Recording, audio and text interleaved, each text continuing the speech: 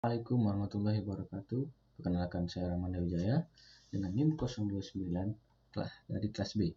Nah, di sini ada tugas polimer dan komposit dengan dosen pembina Bapak Jufri. Nah, apa sih material komposit itu? Komposit adalah suatu jenis bahan baru dari hasil rekayasa yang terdiri dari dua atau lebih bahan, di mana sifat masing-masing bahan berbeda satu sama lainnya, baik itu sifat kimia maupun fisikanya. Nah, komposit itu tingkat dasarnya pada molekul tunggal dan kisi kristal. Bila material yang susun dari dua atom atau lebih disebut komposit. Nah, contohnya senyawa, paduan dan polimer dan keramik. Mikrostruktur pada kristal, fase dan senyawa. Bila material disusun dari dua fase atau senyawa atau lebih disebut dengan komposit. Contohnya paduan Fe dan C. Nah, makrostruktur material yang disusun dari campuran dua atau lebih penyusun makro yang berbeda dalam bentuk ataupun komposisi dan tidak larut satu dengan lainnya, disebut material komposit. Nah, kita masuk ke bahan penyusun komposit. Nah, bahan penyusun komposit ini ada dua. Yang pertama yaitu matriks. Nah, apa sih matriks itu? Matriks adalah fasa dalam komposit yang mempunyai bagian atau fraksi volume terbesar atau dominan. Nah, matriks ini mempunyai fungsi mentransfer tegangan ke serat, membentuk ikatan koheren, melindungi serat, memisahkan serat, melepaskan ikatan, tetap stabil setelah proses manufaktur. Nah, di sini ada contoh dari matriks. Misalnya ini sepertinya resin dan juga bubuk pengikat ya. Nah, kemudian yang kedua ada reinforcement atau filler atau fiber. Nah, salah satu bagian utama dari komposit adalah reinforcement atau penguat yang berfungsi sebagai penanggung beban utama pada komposit. Nah, adanya dua penyusun komposit atau lebih menimbulkan beberapa daerah dan istilahnya penyebutannya ada matrix, interface, dan interface. Nah, di sini ada contoh dari sepertinya fiber ya. Nah, kemudian sifat-sifat komposit ditentukan oleh yang pertama dari material yang menjadi penyusun komposit. Karakter komposit ditentukan berdasarkan karakteristik material penyusun menurut rule of mixture sehingga akan berbanding secara proporsional. Nah, di mana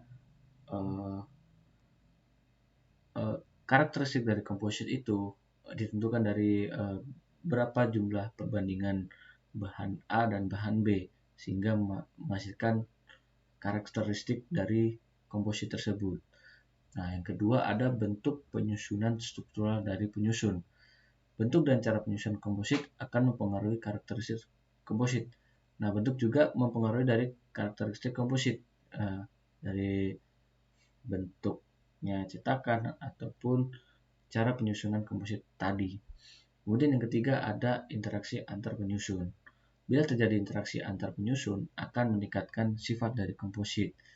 Nah, kita lanjut ke perbedaan komposit dan alloy. Apa sih perbedaan komposit dan alloy? Nah, yang pertama ada komposit bila ditinjau dari mikroskopi masih mendapatkan adanya komponen matrik dan komponen filler, sedangkan alloy telah terjadi perpaduan yang homogen antara matrik dan filler. Nah, di mana kalau komposit ini masih terlihat dari matriks dan komponen fillernya bila dilihat secara mikroskopi.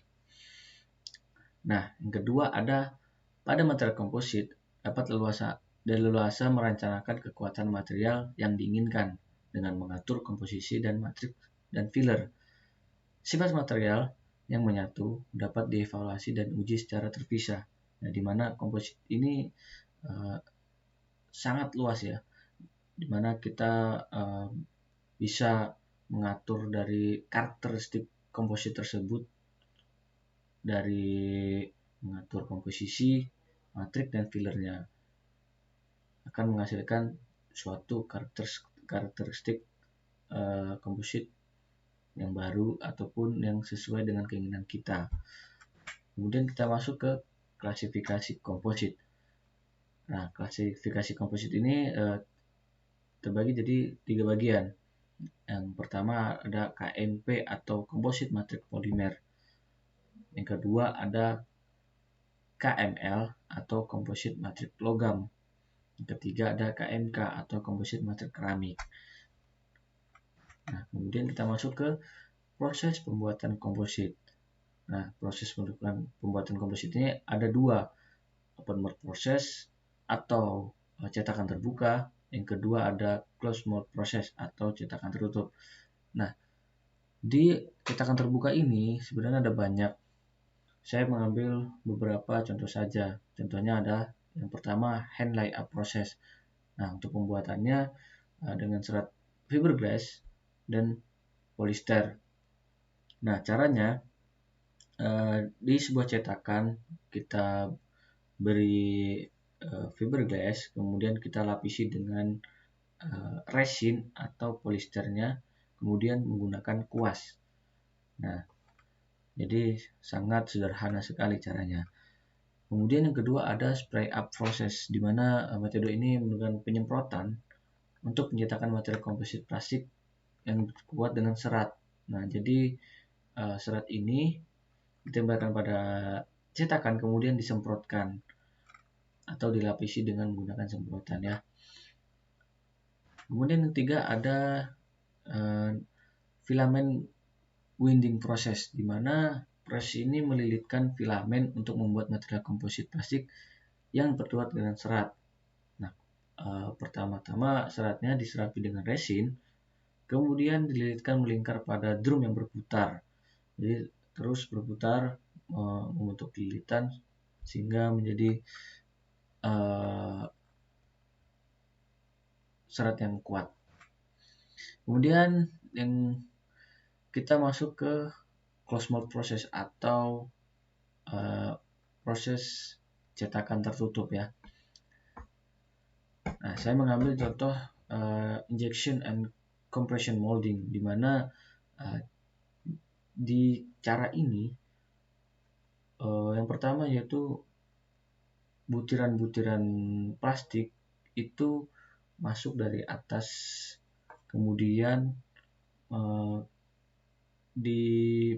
masuk ke dalam sekrup berputar yang juga dipanaskan, kemudian keluar ke cetakan utama.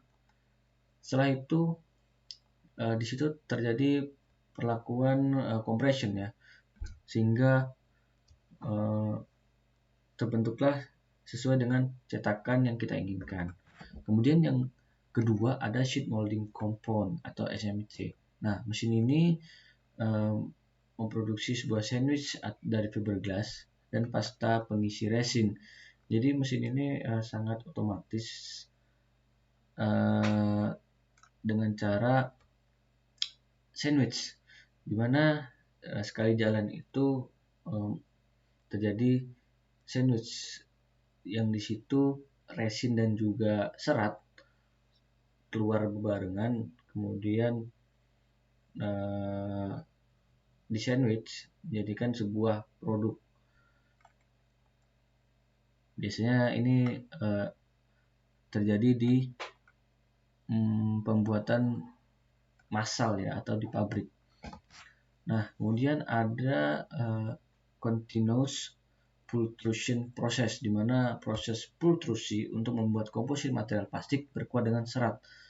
Nah, serat diserapi resin yang diumpankan ke dalam cetakan panas dan kemudian ditarik keluar dengan perlahan sebagai material komposit yang telah dikeraskan dengan bentuk penampang yang tetap. Nah, apa sih aplikasi material komposit? Ada banyak yang kita tidak sadari mungkin. Yang pertama ada di aviasi. Aviasi banyak terdapat material komposit di dunia penerbangan, di pesawat. Bagian pesawat banyak material komposit. Kemudian kita di otomotif. Nah, otomotif juga banyak terdapat material komposit di bagian mesin, di bagian interior ataupun eksteriornya. Nah, kemudian di olahraga juga banyak terdapat material komposit, misalnya stick golf, kemudian alat-alat olahraga yang lainnya. Kemudian di konstruksi, di mana konstruksi ini juga banyak terdapat material komposit, contohnya di jembatan, di gedung-gedung, dan lain sebagainya lah. Kemudian di kesehatan ini juga ada material komposit, contohnya untuk membantu menggunakan kaki palsu ataupun tangan palsu.